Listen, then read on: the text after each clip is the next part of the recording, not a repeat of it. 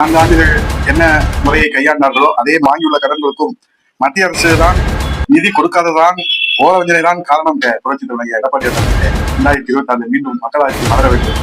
அனைவருக்கும் வணக்கம். தமிழகத்துல தற்போது ஒவ்வொரு ஆண்டும் கடன் சுமை அதிகரித்துக் கொண்டே செல்வதற்கு திமுக ஸ்டாலின் அரசுதான் காரணம் என மக்கள் புலம்புவது ஸ்டாலின் காதுக்கு கேட்கிறதா இல்லையா என்று நமக்கு தெரியவில்லை. தமிழகத்திற்கான நிதியை வழங்க கோரி பார்லிமெண்டில் தொடர்ந்து குரல் கொடுத்து நாங்கள் வருகிறோம். ஆனால் வேண்டுமென்றே திமுக ஆட்சியை இன்றைக்கு புறக்கணிக்க வேண்டும் என்கிற அர்த்தத்திலே அடிப்படையிலே ஓரவஞ்சனையோடு மத்திய அரசு செயல்படுகிறது என மாண்புமிகு முதல்வர் முத்துவேல் கருணாநிதி ஸ்டாலினும் தமிழகத்தின் கடன் சுமை அதிகரிப்பதற்கு நிதி நிர்வாகம் காரணம் அல்ல, நிதி நிர்வாகத்திலே நாங்கள் முறையாக கையாளவில்லை என்று அவர்கள் ஒப்புக்கொள்ளவும் அவர்கள் தயாராக இல்லை.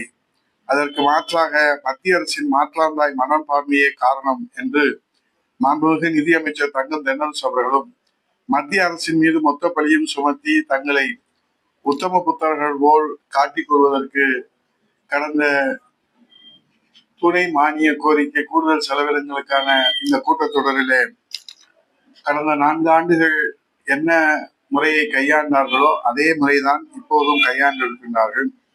இந்தியாவிலே தமிழகம் மட்டுமல்ல, 27 மாநிலங்கள், 8 யூனியன் பிரதேசங்கள் இருக்கின்றது. அந்த மாநிலங்களிலெல்லாம் ஏதாவது ஒன்று மாநில அரசு நிதி பற்றாக்குறைக்கும் வாங்கியுள்ள கடன்களுக்கும் மத்திய அரசு தான் நிதி கொடுக்காததான் ஓரவஞ்சனை தான் காரணம் என்று கூறுகின்றனவா என்று நாம் தேடி பார்த்தாலும் அப்படி ஒரு எந்த மாநிலமும் கூறவில்லை. அதற்கு தமிழகம் விதிவிலக்காக ஒப்பாரி வைப்பதற்கு திராவிட மாடல் அரசு என்று நாம் பார்க்கிறோம்.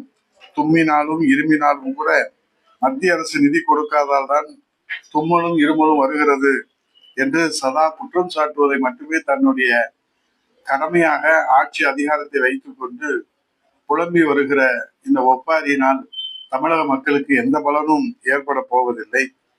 மாண்புமிகு எதிர்கட்சியுடைய தலைவர் புரட்சி தலைவர் எடப்பாடி அவர்கள் தலைநகர் டெல்லி சென்ற போது 100 நாள் வேலைவாய்ப்பு திட்டத்திற்கு 2999 கோடி ரூபாயை பெற்றுக் கொடுத்தார்கள்.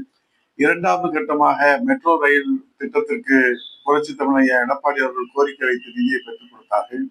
கல்விக்கு 450 கோடி ரூபாய் பெற்றுக் கொடுத்தார்கள். அதே போன்று நிவாரணத்திற்கு பெஞ்சால் புயலுக்கு நிவாரணத்திற்கான அந்த நிதியை பெற்றுக் கொடுத்தார்கள்.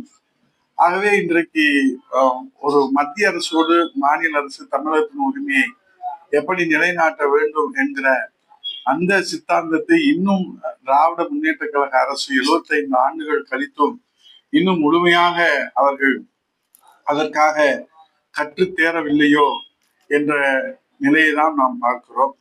அவர்களுடைய அரசியல் சித்தாந்தத்திலே தமிழக மக்களுடைய இந்த எதிர்காலத்தை கேள்விக்குறியாக்குவதிலே அவர்கள் தொடர்ந்து தன்னுடைய அரசியல் பயணத்தை கொண்டு செலுத்துகிறார்கள்.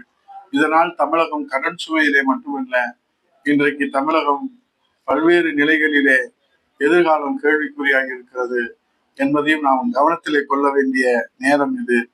ஆகவே இன்றைக்கு சட்டம் ஒழுங்கு சீரழிவு, போதைப் பொருள் நடமாட்டம், இன்றைக்கு பாலியல் வன்கொடுமைகள், நிர்வாக குளறுபடிகள், செயல்படாத தன்மை, இவையெல்லாம் ஒட்டுமொத்தமாக கடன் சுமையோடு ஒட்டுமொத்த சுமையும் மக்களினுடைய தலையிலே ஏற்றி வைத்து ஸ்டாலின் அவர்கள் இன்றைக்கு இந்தியாவிலே தமிழகம் முதலிடத்திலே இருக்கிறது என்று சொல்கிறார். ஆம், இந்தியாவிலே தமிழகம் தலை குனிந்து முதலிடத்திலே இருக்கிறது என்ற உண்மை நிச்சயமாக 2026 மக்கள் ஸ்டாலின் அரசுக்கு அவர்கள் பதில் அளிப்பார்கள் என்று கூறி புரட்சி தலைவர் எடப்பாடியார் அவர்கள் இன்றைக்கு மக்கள் பாதிக்கப்பட்ட உடனே களத்திலே முதல் ஆளாக மனித நேயத்தின் அடையாளமாக, கருணையின் வடிவமாக, தெய்வத்தின் மறு அவதாரமாக இன்றைக்கு புரட்சி தலைவர் எடப்பாடி அவர்கள் விவசாயிகளுடைய பாதுகாவலராக, காவேரி காப்பாளராக இன்றைக்கு விவசாயிகள் பாசத்தோடு நேசத்தோடு அழைக்கின்றார்களே, அந்த விவசாயிகளுடைய முதல்வராக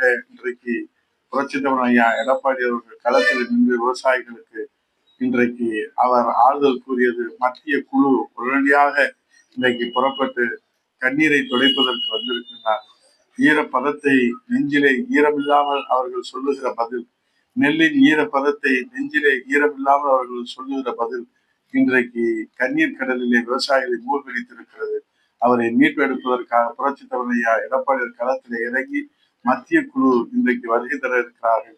ஆகவே நிச்சயமாக யார் கைவிட்டாலும் புரட்சித் தலைவர் ஐயா எடப்பாடியார் அவர்கள் 8 கோடி தமிழர்களையும், விவசாயிகளையும், மாணவர்களையும், தொழிலாளர்களையும், தாய்மார்களையும், ஒட்டுமொத்த இந்த தமிழ் சமுதாயத்தை காப்பதற்காகவே அவதாரம் எடுத்து இன்றைக்கு தன்னை அர்ப்பணித்து உழைத்து வருகிற புரட்சித் தலைவர் ஐயா எடப்பாடியார் அவர்கள் களத்திலே நின்று ஒரு புதிய வடிவமாக, புதிய சகாப்தமாக மக்களுக்காக நான், மக்களால் நான் என்கிற அந்த இலக்கணத்திற்கு உயிர் கொடுத்திருக்கிறார். அவர் தொண்டு சிறக்க புரட்சித் தலைவர் ஐயா எடப்பாடியார் தலைமையிலே 2026 மீண்டும் மக்களாட்சி மலர வேண்டும், மன்னராட்சிக்கு முடிவுரை எழுதுவோம் என்று கூறி நன்றி கூறி